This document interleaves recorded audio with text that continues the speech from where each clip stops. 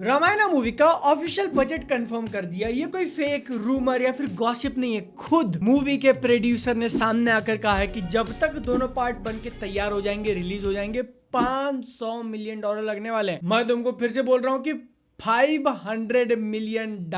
तुमको अगर अंदाजा नहीं लग रहा है कितना होता है, तो खुद प्रोड्यूसर ने बोल दिया कि about 4000 crore rupees, 4000 crore. Context के लिए सिर्फ अंदाजा दिलाना हो तो बाहुबली के दोनों पार्ट्स का मिलाकर 430 था। तुमको अगर नहीं समझ में आ रहा तो 430 के पीछे एक और जीरो लगाना पड़ेगा, लेकिन वो तो बहुत पहले हो गया। रीसेंट एग्जांपल लेने जाए तो एकदम सिमिलर सी पिक्चर बनाई थी आदि पुरुष, जिसका कहा जा रहा था कि 700 करोड़ लगे हैं। वही 700 में तुमको 700 और ऐड करना पड़ेगा, उसमें 700 और ऐड करो, उसमें 700 और ऐड करो।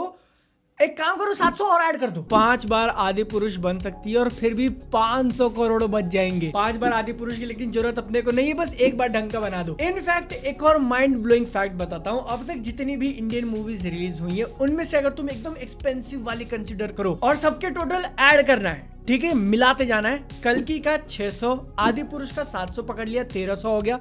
RRR का 550, 1850, रोबोट 2.0 का 570, कितना हो गया, 2400। ब्रह्मास्त्र का 400 पकड़ लो, इंटरनेट पे घूमता हुआ नंबर है, कितना हुआ, 2800। उसमें बाहुबली भी ऐड कर दो, 3000। इतनी सारी मूवीज का मिलाने के बाद 3000 पहुंचे हम लोग। अगर मेरे कैलकुलेशन में कहीं गड़बड़ है तो 200-300 ऊपर का ले लो। अब तुमको अंदाजा आ रहा होगा कि किस लीग में ये मूवी खेल रही है। इनफैक्ट हॉलीवुड, आज तक हॉलीवुड के अंदर बनी हुई मूवीज में से भी कुछ ही ऐसी चुनिंदा है जो ये 500 मिलियन के आसपास पहुंचती हैं। ऑल्दो अपने को उसमें 2 रामायण की मूवीज देखने मिल रही हैं, लेकिन फिर भी भाई इतना पैसा। ऑनेस्टली जो इसको बना रहे हैं नमित मल्होत्रा, जिनका नाम तुमने इसके टाइटल कार्ड के ठीक ऊपर देखा है, उनके मुंह से नहीं निकला होता तो कोई बिलीव भी नहीं करता। लोग स्पेकुलेट कर रहे थे 900, 700, 1600, वो 1600 करोड़ भी बहुत ज्यादा लग रहा था भाई। दिस इज 2.5 पता नहीं कितने टाइम्स बढ़ा। इनफैक्ट ऑफिशियल सोर्स से पब्लिक प्लेटफॉर्म पे बोले जाने के बाद भी लोगों को बिलीव नहीं हो रहा, कह रहे मार्केटिंग गिमिक है, बस ऐसे पिक्चर को बड़ा दिखाने के लिए बोल दिया। तुमको भी लग सकता है, ये भाई सबको भी लगा था। और अगर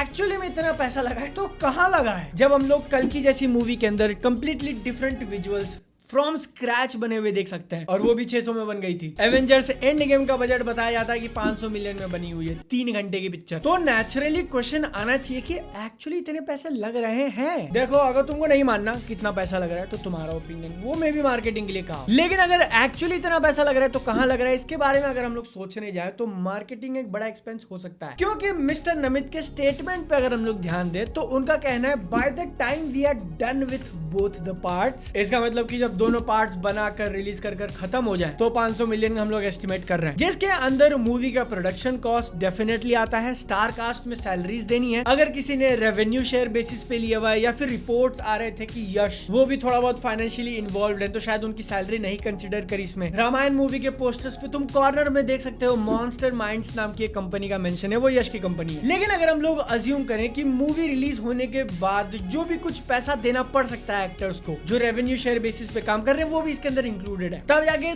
थोड़ा सेंस बना सकता है इतना बड़ा नंबर। और जो सबसे बड़ा एक्सपेंस मुझे लगता है उन्होंने रखा होगा मार्केटिंग के लिए, क्योंकि वीडियो नो डाउट अगर तुम्हारे हर एक फ्रेम में विजुअल इफेक्ट शॉट है, CGI का यूज कर रहे हो और आप चाहते हो कि उसको एकदम ग्रैंड स्केल पे बनाया जाए, IMAX वाला सब कुछ यूज करके, तो मोटा पैसा खर्चा होगा। इनफैक्ट शायद नमित ने ही किसी स्टेटमेंट में कहा था कि वो लोग इस मूवी को डब तो करेंगे, लेकिन डब वाले वर्जन के अंदर AI और टेक्नोलॉजी का यूज करके वो लोग एक्टर्स के माउथ मूवमेंट भी चेंज करेंगे, जिसके कारण ऐसा होगा कि अगर कोई इंग्लिश में इस मूवी को देख रहा है तो उसके अंदर कैरेक्टर के लिप्स भी ऐसे हिलेंगे कि वो इंग्लिश में ही बात कर रहा है। ये चीज मैंने सुनी है, एक्चुअली खुद जाके कंफर्म नहीं किया कि बोला है कि नहीं, तुमको पता है तो कमेंट्स में बताना, लेकिन इसके पीछे एक और रीजन है जो मुझे लगता है कि ट्रू हो सकता है। आगे बात करेंगे, अपन ने थोड़ा डीप में जाके रिसर्च किया है भाई, देखोगे तुम। अभी ऊपर से मूवी की शूटिंग काफी टाइम से चल रही है, 2 पिक्चरों का शेड्यूल आपको खींचना है, तो उसमें सारे टेक्नीशियन आपको लगेंगे, और ये कह रहे हैं कि हम लोग हॉलीवुड से सब लेके आए, और जब विदेश में रहने वाला टैलेंट आप लेके आ रहे हो तो उनको पे भी विदेशी करेंसी में करना पड़ेगा, डॉलर। लेकिन एक चीज को तुम समझो कि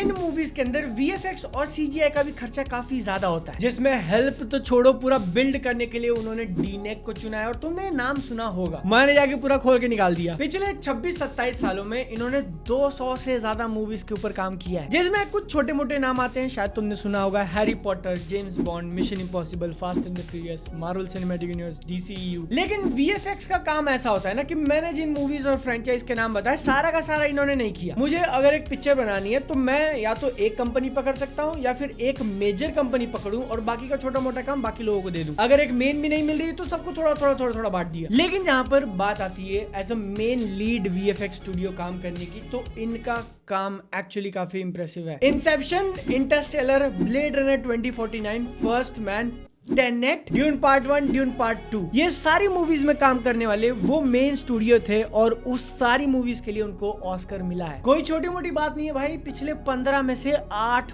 ऑस्कर इस कंपनी को मिलना, वो भी विजुअल इफेक्ट्स के लिए। और यही same exact company Ramayana movie पे काम कर रही है। सिर्फ अगर बात इतनी होती तो ऑलरेडी काफी इंप्रेसिव होता, लेकिन मैं एक लेवल और नीचे गया। टर्न्स आउट कि DNEG सिर्फ इसका VFX और CGI नहीं कर रहा, बल्कि उसने पैसे भी लगाए, फाइनेंशियली इन्वॉल्व्ड भी है। तो तुम सोचो कि जब स्टूडियो दूसरों का काम करके ऑस्कर दिला सकता है, जब बात आएगी खुद की तो क्या करेंगे वो। लेकिन ये बात खुद पे कैसे आ गई? ये सारी कहानी के बीच में सिर्फ एक इंसान आता है, नमित मल्होत्रा। मुझे जितना पता चला है मैं तुमको सिंपल एक फ्लो चार्ट में समझाने की कोशिश करता हूँ। सबसे टॉप पे आती है एक कंपनी जिसका नाम है प्राइम फोकस लिमिटेड, जिसके नीचे तुम 3 मेन पार्ट्स आते हैं, उनको समझ लो। सबसे पहला है प्राइम फोकस टेक्नोलॉजीज, जो कि मूवीज के अंदर एडवांस्ड और कटिंग एज टेक्नोलॉजीज के ऊपर काम करती है, उसका वर्क फ्लो बनाती है, इंक्लूडिंग AI। अब समझ में आया वो AI लिप सिंकिंग डब वाला कहां से जुड़ेगा। दूसरा इंपॉर्टेंट पार्ट आता है DNEG खुद, हाँ वही 8 ऑस्कर विनिंग VFX स्टूडियो, ये कंप्लीटली अंडर आता है प्राइम फोकस के। और तीसरा मेन पार्ट है प्राइम फोकस स्टूडियोज, जो कि बनाया गया है मूवीज प्रोड्यूस करने के लिए। यही तीसरी प्राइम फोकस स्टूडियो और DNEG मिलकर बना रहे हैं रामायण को, जिसमें अगेन सिर्फ VFX CGI पे वो लोग काम नहीं कर रहे, बल्कि पैसा लगा रहे हैं, उसको पूरी तरीके से इन्वेजन किया है। टेक्नोलॉजी से लेके क्रिएटिव डिसीजन सब कुछ इनके हाथ में। और ये मैं तुमको जितने भी 3 कंपनीज रामायण मूवी वगैरह बता रहा हूँ ना, इन सबके ऊपर जो एकदम पेरेंट कंपनी, जो सबसे टॉप पे बैठी है, जो ये सब कुछ ओन करती है, प्राइम फोकस लिमिटेड एक पब्लिक कंपनी है और उसका रफली 67% कंट्रोलिंग स्टेक होल्ड करते हैं Namit Malhotra. So is the guy. तो ऐसे में चीजें है ना क्लियर होने लगती है कि हाँ, अगर ऐसा बंदा जो एकदम टॉप पे बैठा हुआ है डिसीजन ले सकता है, वो डिसाइड करे कि मुझे रामायण के ऊपर पिक्चर बनानी है, इसको ग्लोबल स्टेज पे लेके जाना है, इसके ऊपर इतना पैसा लगाना है, तो उसके लिए इम्पॉसिबल नहीं है, क्योंकि वो इस टॉप वाली कंपनी का फाउंडर तो है ही, और साथ में DNEG VFX स्टूडियो जो है उसका CEO। और क्योंकि ये एक पब्लिक लिमिटेड कंपनी है तो इसके फाइनेंशियल सबके सामने। मैंने जाके जब देखा तो इनका रेवेन्यू 3.5 से 4.5 हजार करोड़ के बीच में फ्लक्चुएट कर रहा है। लेकिन एक जो नोटिसेबल चीज मेरे को समझ में आई कि प्रॉफिट्स, रेवेन्यू तो ठीक है, पिछले 2 सालों में इन्होंने नेट लॉस करवाया 450 करोड़ का। जैसा उन्होंने खुद स्टेटमेंट दिया कि रामायण मूवी के ऊपर वो लोग लॉकडाउन 2020 के आसपास से काम कर रहे हैं, सीरियस होकर। शूटिंग अभी पार्ट 1 की खत्म हुई है, लेकिन प्री प्रोडक्शन में भी अच्छा खासा इन्वेस्टमेंट लग जाता है तुम्हारा टेक्नोलॉजी वगैरह चीज में। तो इसीलिए हम लोग ऐसा अज्यूम कर सकते हैं कि इस कंपनी के जो हमने अभी तक फाइनेंशियल्स देखे उसमें रामायण के भी एक्सपेंसेस इंक्लूडेड होंगे। पूरा 4000 करोड़ नहीं, लेकिन एक अच्छा खासा अमाउंट। तो मैं जो यहाँ पर बात कहने की कोशिश कर रहा हूँ कि इतना पैसा लगाना 2 मूवीज के अंदर उनके लिए इम्पॉसिबल नहीं है। It can be completely true कि 4000 करोड़ लगाए हैं। जिससे रिलेटेड और 2 चीजें मैं कहना चाहूंगा जो थोड़ा बहुत और सेंस बना देंगे इस पूरे मैटर का। वो लोग शुरू से कहते आ रहे हैं कि ये ग्लोबल सिनेमा है, इसको हम लोग ग्लोबल स्टेज पे लेके जाएंगे, and it looks to be true. गलत इंग्लिश बोल दिया क्या? It seems to be true. जहां पर तुमने हांस जिमर को लेके आ गया, वहीं पे ये बन गया ग्लोबल सिनेमा। लेकिन मैंने जो बात कही कि $500 मिलियन के बजट का एक अच्छा खासा पोर्शन ये लोग मार्केटिंग पे स्पेंड करेंगे, और क्योंकि आप एक नई फ्रेंचाइज, एक नया कुछ लोगों के सामने लेके आ रहे हो वर्ल्ड स्टेज पे, हम सब लोग जानते हैं, हम सबको इसका पोटेंशियल पता है। लेकिन अमेरिका में बैठा हुआ कोई एवरेज जो, अगर तुमको उसको कन्विंस करना है कि this is something to be seen on the bigger screen, ये कल्चरल एक्सपीरियंस है, तो तुमको अंधा मार्केटिंग करना पड़ेगा और उसके लिए अंधा पैसा फूकना पड़ेगा। शायद इसीलिए उन्होंने मूवी की रिलीज डेट को भी इतना आगे रखा है। पार्ट 1 की शूटिंग खत्म हो चुकी है, ये ऑफिशियली कंफर्म्ड है, और जितना टाइम उन्होंने इसके प्री प्रोडक्शन पे काम किया है, घर के अंदर ही सब कुछ इमेजिन करना है, घर के अंदर ही सब कुछ बनाना है, VFX स्टूडियो अपना ही है, तो इससे काम इजी जल्दी हो सकता है। लेकिन फिर भी इतना टाइम क्यों लेना है? क्योंकि अगेन पिक्चर को ग्लोबल स्टेज पे मार्केट करना है, जितने ज्यादा लोगों तक पहुंच सको, तो वहां तक पहुंचने में भी टाइम लगता है। डोंट बी सरप्राइज्ड कि हॉलीवुड मूवीज जो अप्रैल मई में रिलीज होने वाली होती हैं, वो 1 साल पहले अक्टूबर, नवंबर, दिसंबर में अपना पहला ट्रेलर गिराती हैं। वही सेम स्ट्रेटजी को फॉलो करते हुए मार्च या फिर अप्रैल में इसका ट्रेलर देखने मिल जाए। पार्ट 1 का पिक्चर आई है अक्टूबर नवंबर में, और ये लोग एक्चुअली वर्ल्ड स्टेज के की मार्केट्स पे जाकर इस पिक्चर को प्रमोट करें, सिर्फ रिलीज करना नहीं। तो चीजें, कोर डिसीजन, रिलीज डेट, इसका बजट थोड़ा थोड़ा सेंस बनाने लगता है। फाइनली एक बात बोलूंगा, कंट्रोवर्सी बिल्कुल भी नहीं है, बट आई फील कि कहीं ना कहीं थोड़ा बहुत गवर्नमेंट का सपोर्ट भी है, या हो सकता है, मेरा पर्सनल ओपिनियन, मैं गलत हो सकता हूँ। मैंने कुछ नमित के क्लिप्स देखे जहां पर वो सीएम वगैरह के साथ बैठे हुए हैं, जिसमें कोई गलत बात नहीं है, क्योंकि तुम एक ऐसी मूवी अगर एक्चुअली ग्लोबल स्टेज के लिए बना रहे हो, और पिक्चरें अपने आप में एक सॉफ्ट पावर की तरह एक्ट करती हैं, लोगों को तुम्हारा कल्चर, तुम्हारी आइडियोलॉजी, तुम्हारा इन्फ्लुएंस दिखाने का। आधे ज्यादा कंट्री जापान क्यों जाना चाहती है? एनिमे के कारण। तो अगर ये रामायण मूवी एक्चुअली एक ग्लोबल इवेंट बन जाता है तो सोचो उससे इंडिया की इमेज पे क्या असर पड़ेगा। तो मैं ऐसा नहीं कह रहा हूँ कि डायरेक्ट पैसा वैसा दिया होगा, बट मतलब मॉरल सपोर्ट भी नाम की एक चीज होती है। तो बच्चा लोग, आज की वीडियो से हमने क्या सीखा कि रामायण की मूवी का ऑफिशियल बजट बताया गया है $500 मिलियन, जो कि 4000 करोड़ है। तुमको मानना है मानो, नहीं मानना है नहीं मानो, लेकिन इट इज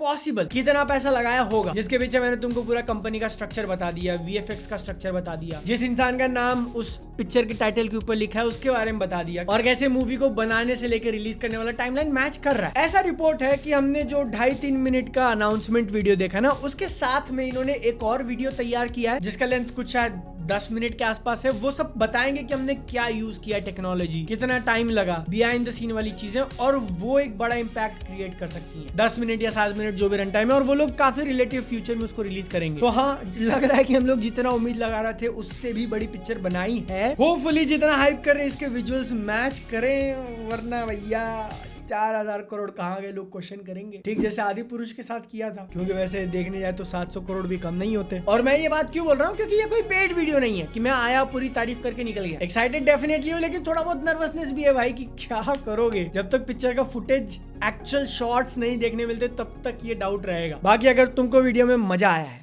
तो मेरे को एक मजे का लाइक दे दो। अपनी सेहत का ध्यान रखो। मैं फिर मिलूंगा। टाटा।